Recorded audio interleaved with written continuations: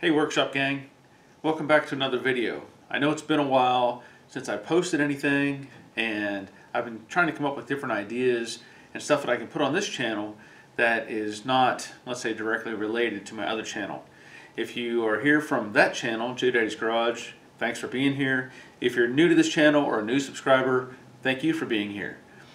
On this channel, as I mentioned in my opening video, I want to do a variety of different things. I want to keep it open. I don't want to have one direct line of things that I'm going to work on or things that I'm doing. So if you've looked and seen, I have a video on doing a picture frame. I have a video working on my lawnmower. I have a video installing a door threshold, which has been the best video that I've put on this channel so far. And I have another video that's going to be another how-to, kind of along with that video as well, but I'll get to that later. Today, I have a different type of project. Now, this may not be something that the average person is going to want to play with, but I thought it would make an entertaining video. And what I have in front of me is some cast iron. I actually have a broken piece of cast iron. Now, this is a table, or a small table, decorative, that a friend of mine brought to me because he is doing some work at a friend's house or a customer's house. And he is a handyman. He does all kinds of stuff. He can remodel a kitchen, put in windows, put a roof on your house, all kinds of cool stuff like that. And occasionally he runs into something that is beyond his capabilities. If it's metalwork, that's really something he doesn't mess with. But he was tasked with trying to get this table at least strong enough to where the person can put it on, say, their front porch and put some plants on it and keep it as a decorative piece. These these cast iron pieces, they're strong, but they're not meant for something heavy to be sat on them, or something to hit them, because cast iron is very brittle. And that's where the difficulty comes in with trying to repair this particular piece. Now, I'll go over this in a little more detail as I move along, but that's what this video is going to be about. So let's see if I can fix this tabletop. So as I said, it is missing a pretty important piece of this puzzle, let's say, of this cast iron tabletop. Now, this is where the leg mounted, or one of the legs mounted. So it's missing not only this piece, but also the hole where the leg would have mounted. So if I rotate this, you can see this is where the other leg mounts, or on the opposite side. It also has some lugs on top here to keep this piece from rotating, and I'll show you that more in just a second. But I'm going to have to come up with a way to create a piece to fill this in. The difficulty, of course, is I don't have cast iron. I don't have a piece of scrap or something along those lines that I can use, but I do have some flat bar stock. Now, steel and cast iron are two different animals. They're not meant to be joined together, at least not in something that's going to be machined or driven or something along those lines. I know in the past I played around a little bit with cast iron, and I was able to weld it together in another project that I had, but this is just different. So let me line this up a little bit so you can see what I'm talking about with this leg.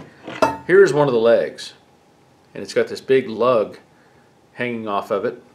And the idea is that this lug kind of makes the leg align. So it slides into this little slot. See if I can zoom in a little bit.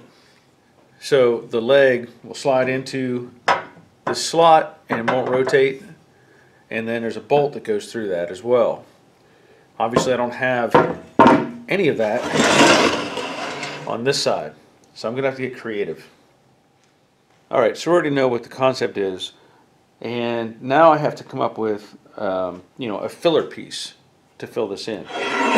So if I take this piece of bar stock and I put it up underneath here, I can trace the shape that I need. In fact, I'll probably come out just a little bit like that and trace what I'm going to need as far as a filler. And then I can do a rough curve on this. Now, again, this isn't the normal way of doing this sort of stuff, but without the extra pieces that were part of this table, it's really all I have to go by. So now, in order to cut out this piece, I have clamped the piece of flat stock to this piece of plywood that is sitting on top of my stand, so it's not going anywhere. One of the things I want to do first is the part of the hole that I have existing on that side on the main piece. I kind of have a little outline right here, so I want to make that hole here before I try to attach it to the table assembly, because once I get everything in place, I don't want to come back and try to drill, because that's going to be a stress. I will also try to locate the other hole so that I can have them both in the same location, that they would be on the opposite side. Now, there's some leeway here, because in this case I'm going to be cutting right on the edge of this hole, so I want to have it pre-existing. But this one, I don't know exactly where it's going to be until I compare it to the other side, so I'm going to let that open until afterwards, and then I can clamp it in a vise and drill that hole as well. So I'm going to start with drilling that hole, and what I'm going to use is just start with a 3/16 drill bit in my cordless drill.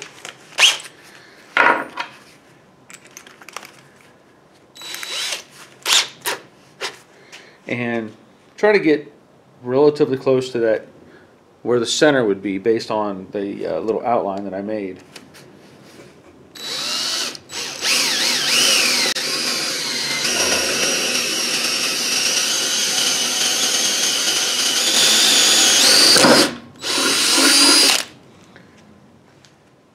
I should point out that I am wearing safety glasses and gloves.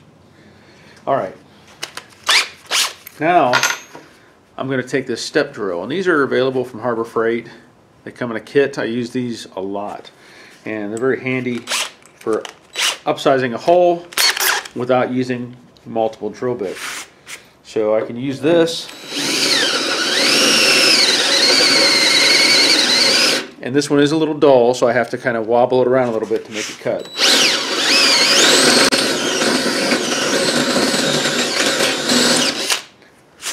But once it gets down to a sharper section on the stagger there, it'll cut easily.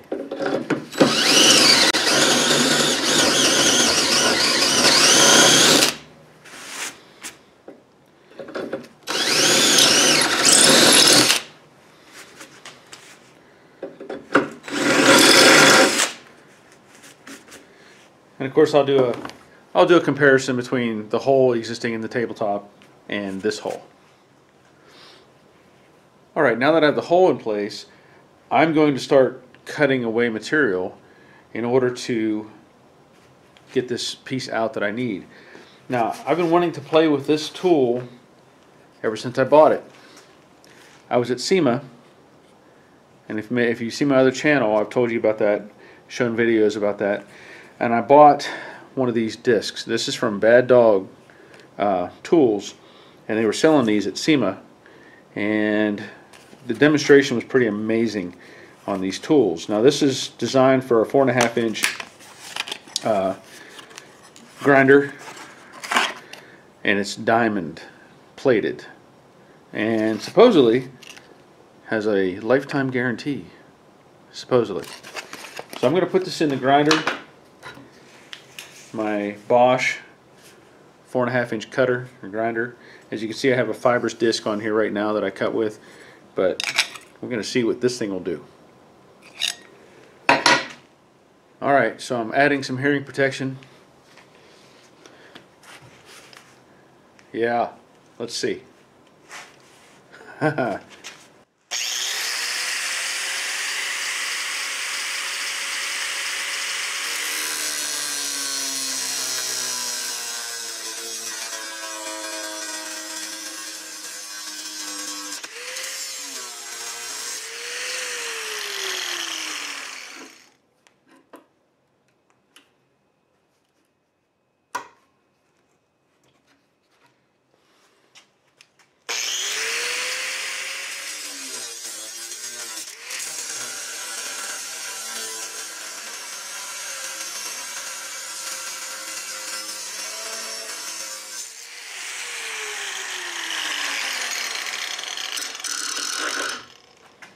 That's not too bad, actually.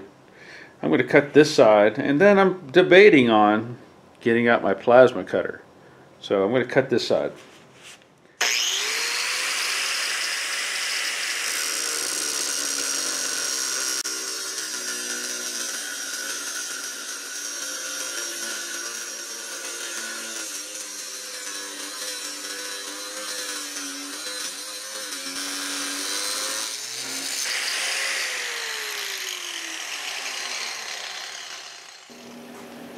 Alright, bring out the big cutter now.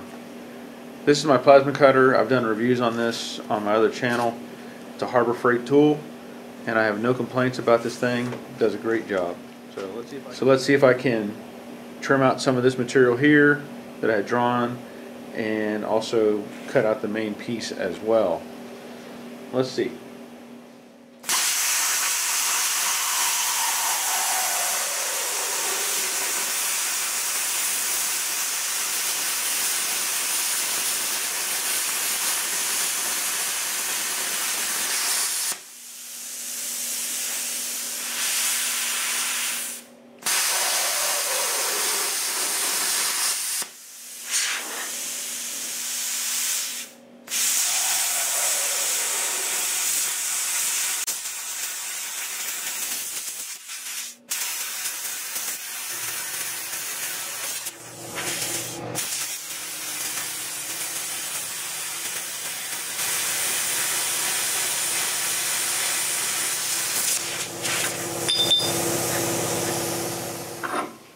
Alright, there it is. Now, it's still warm, and I'll clean off the slag and excess material here just with a grinder and start test fitting it into the tabletop, and we'll go from there.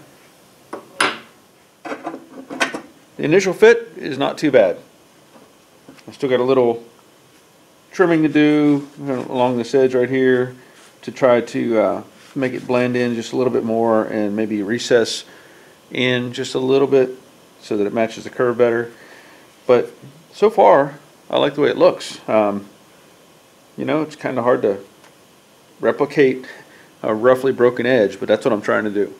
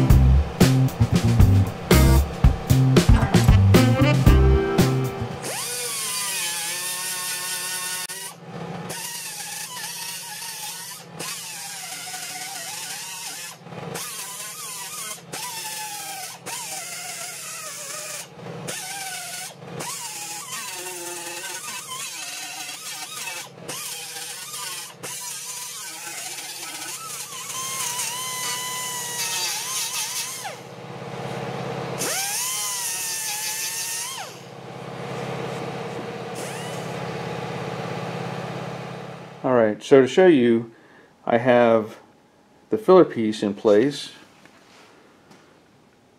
I've got a clamp on for my welder, and I'm using a Lincoln Weld Pack 100 flux core. My settings, well, I'm on the B as far as the voltage, and the wire speed about 2. Now I may have to adjust that as I go, but that's what I'm going to start with.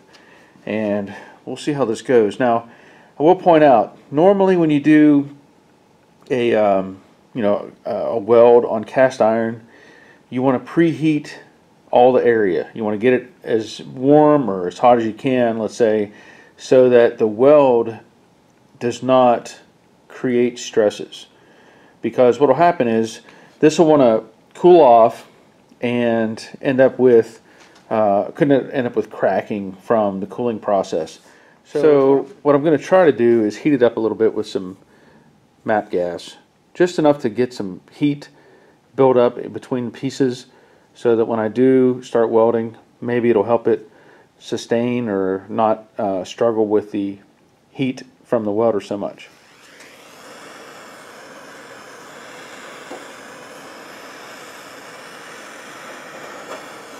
I should also point out that I showed where I had taken the grinder and put a V where all these cracks were.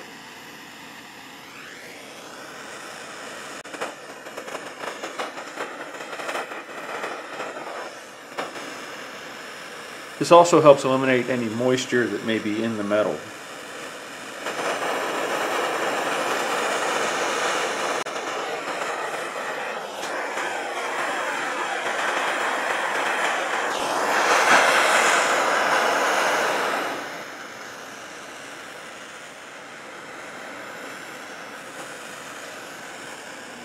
So as it turns out, I didn't have the camera on. I've been welding for 10-15 minutes.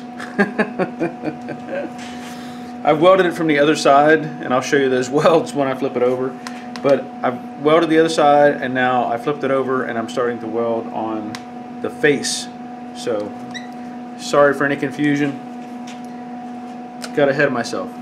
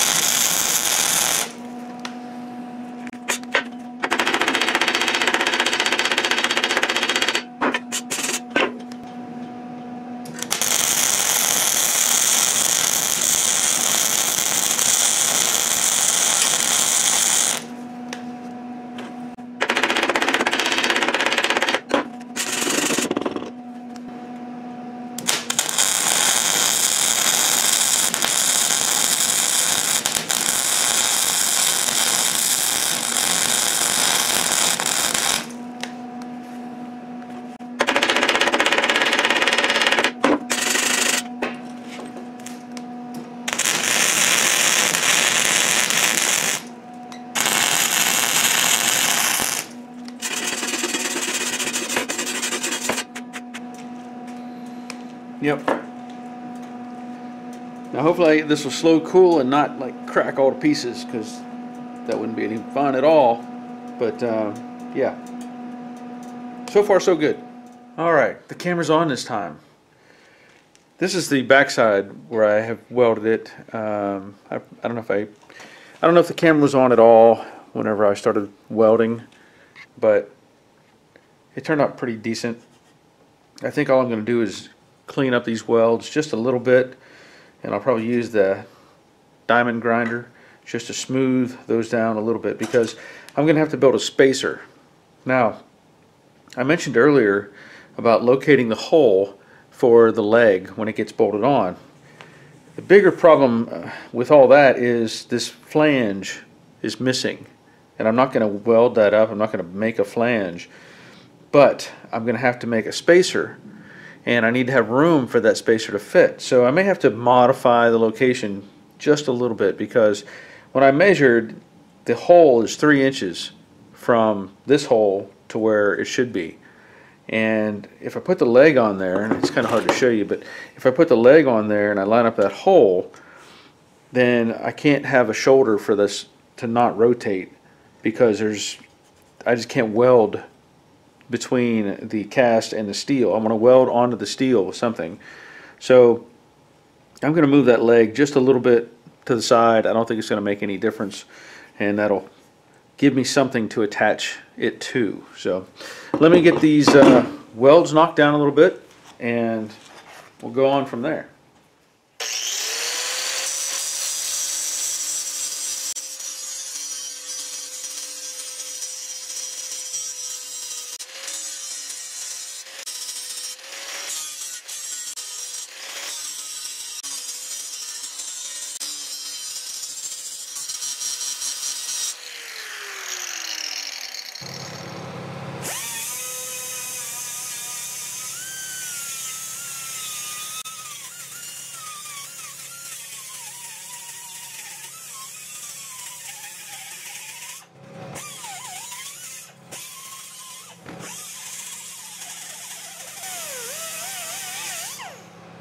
Alright, so this is working out pretty well, I would say, and I had an idea.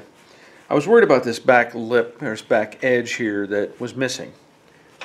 Well, I think I'm going to take some rod material, and since I have steel to work with now, I'm going to curve this piece, and you can just see it's, I don't know what it is, 3/16 maybe. I don't even know what the diameter is, doesn't really matter, but it's very close to the height of the flange. So I'll curve that piece and cut it to fit and weld it so that that leg has something to rest on. Now beyond that, I made a spacer. Now this is going to be, again, this is really works out to be the same height as that ledge, which is perfect, because I'll place this again welded on, and that's going to give me support for the leg itself. So when it's sitting here, it has, you know, it's not going to want to move. And then the other thing that I'm probably going to do is I cut off, again I cut all this with a plasma cutter.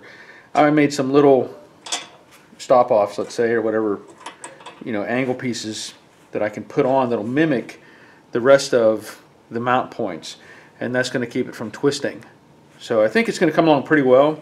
I'm going to get these pieces cleaned up and start putting things where they belong. Alright, so like I said, I'm going to take this piece of rod, and that's going to fit right there, and I've curved it a little bit, just stuck it in a vise and kind of bent it a little bit, and then this piece is going to go roughly in that area, and then like I said, these two little pieces will go on top. So because I am not welding directly to the cast iron anymore, I am going to use my MIG welder to attach steel to steel.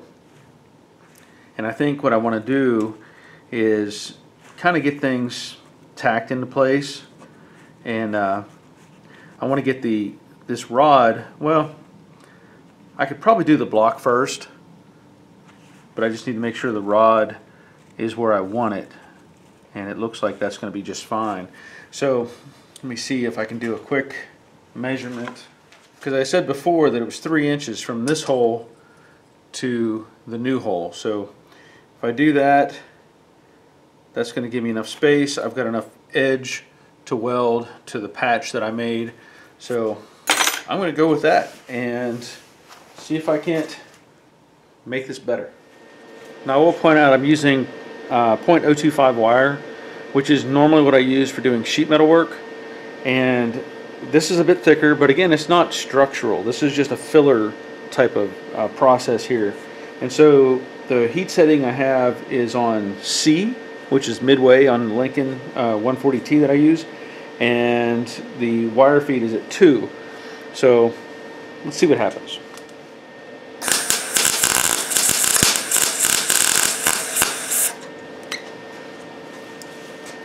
I'm going to turn the heat up just a little bit to what would be D, And again, I'm just trying to tack this together at the moment.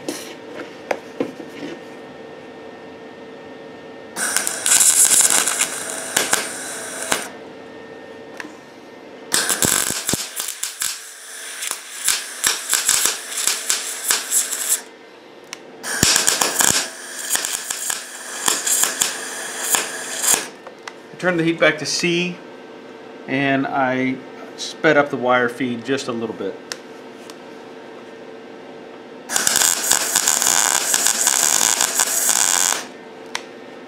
I like that better.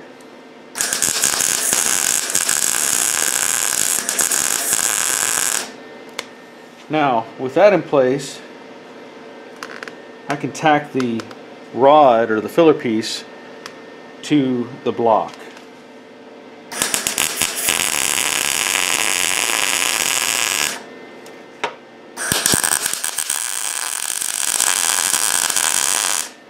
And now I want to just fill in that back edge all the way across.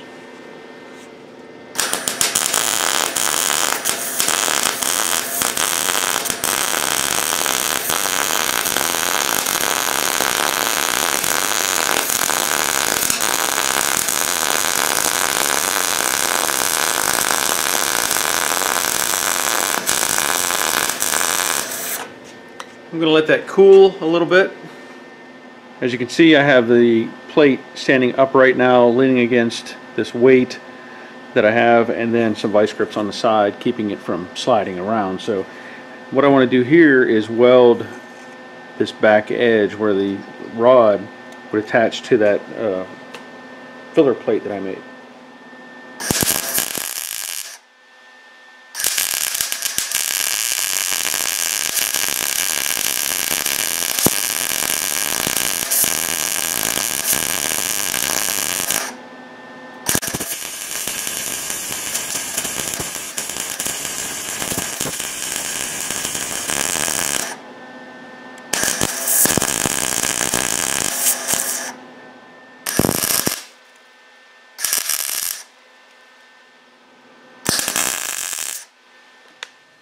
Alright, so I've blended both sides, and I'll show you the other side as well, but I wanted to show you something on this side.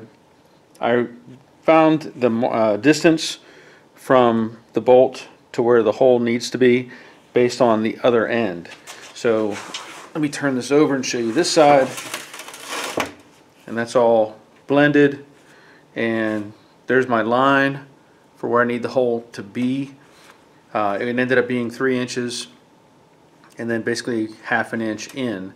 So that's what I'm going to go with. I feel like things are going okay at this point, so I'm going to drill that hole and go on from there. Now what I plan to do, if I can get to show you where I'm at here. Yep. I'm just going to drill again with a 3/16 drill bit, and it may look like I'm crooked, but this is actually kind of leaning a little bit. It's not sitting flat because of the lugs that are on the opposite side of the table, you know, where the legs go. So I have to angle just a little bit.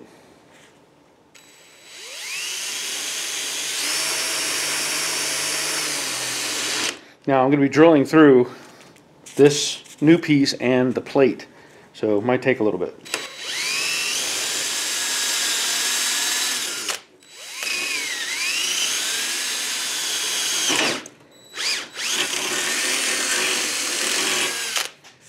Now I'm going to take a different type of step drill. This one has longer sections on it, where the other one was a real short, staggered. You can see this comparison here. This one has much shorter steps, or many more steps on it, and this one has less. So that's going to allow me to go deeper into the hole, and I can start drilling on this side and then back drill from the other side to make it the same, just in case it's not long enough to get through both, which I know it won't be.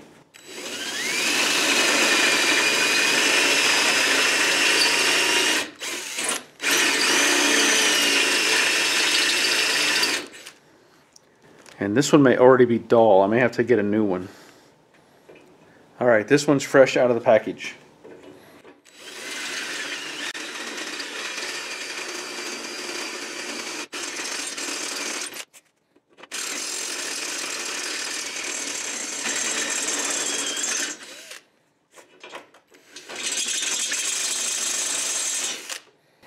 I'm just hitting the edge of that hole, so now I'll flip it over and back drill it.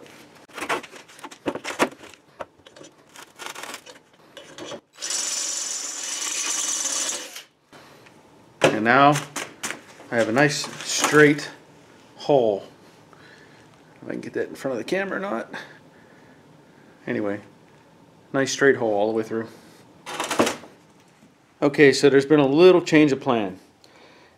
As I drilled that first hole, I realized after I tried to fit the leg that my whole game plan had changed.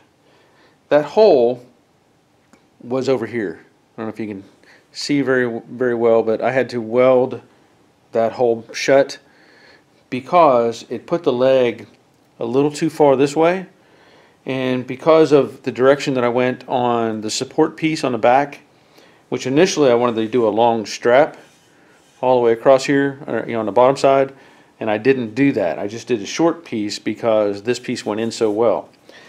The point being that with this hole, it put the leg too far over to where the support pieces that I'm going to put underneath would not have worked. So what I did is I shifted it slightly this direction, which would be to my left. And also I noticed that this hole for the leg is actually deeper, or let's say closer, shallower to the edge here than these other holes that are pre-existing. I know I can't show you, I'll have to zoom back out. It's closer to the edge than the other holes. So initially this hole, I was using one of these as a reference, and that didn't work because it would have put the leg too far in. So a combination of things. Regardless, I changed direction. So now the plan is, I drilled this hole, and I also made it one step smaller than what I had figured out on these other holes, because these are slightly bigger. So the one that holds the leg is a little bit smaller diameter. Now, point being with that, as I've noticed, these they're countersunk.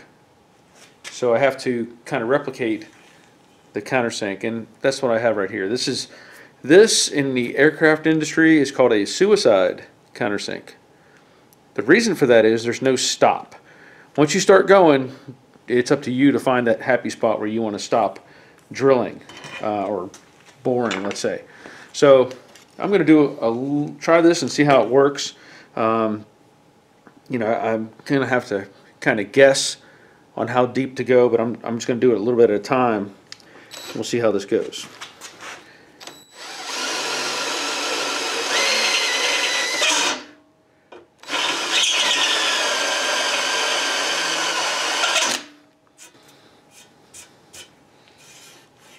That's probably pretty close. I'm going to go a little bit deeper.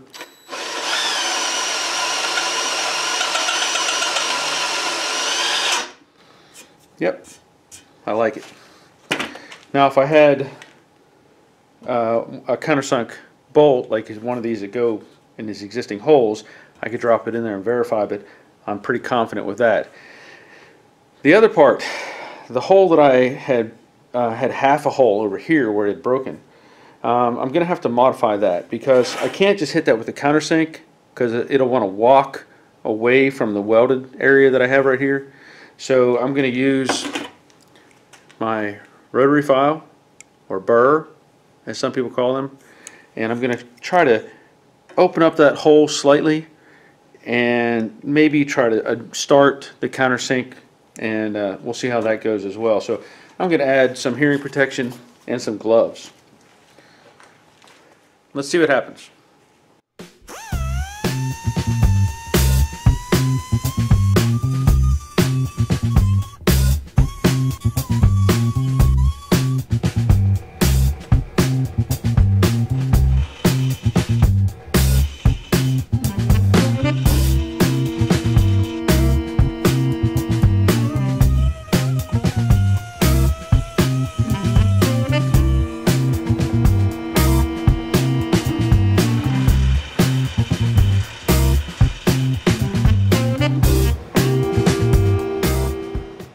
So this is the back side of the table again, and I have a plan to try to make this leg stay in location. I'm going to take what I know is the shank. Wow. Huh. Power just went out for a split second. The size of the bolt, if you were to do it by the head, is 7/16. So I already know that's going to be the size because that's what the other ones are. So I'm going to place the leg and just kind of bolt it in place, really, and get it where I think it belongs in comparison to how it sits on the other side, in the other locations, and just snug that down a little bit. Now I can take those little pieces that I have and get those in place, and that'll index the leg where it belongs. And I'll leave a little bit of play, obviously, but you get the idea. I think that's going to take care of any issues I may have with holding the leg in place. I may trim these down just a little bit. I realize they might be a little bit long and hang out over. Again, it's not that critical, but it's just how I am. Can't help myself. So let me get those trimmed, and then I'll weld those in place. Now that I look at it, I think it's going to be easier if I just get them in place, weld them, and then come back and trim off the ends, because otherwise I'm guessing. So I want to leave just a little bit of room and get those tacked and go from there.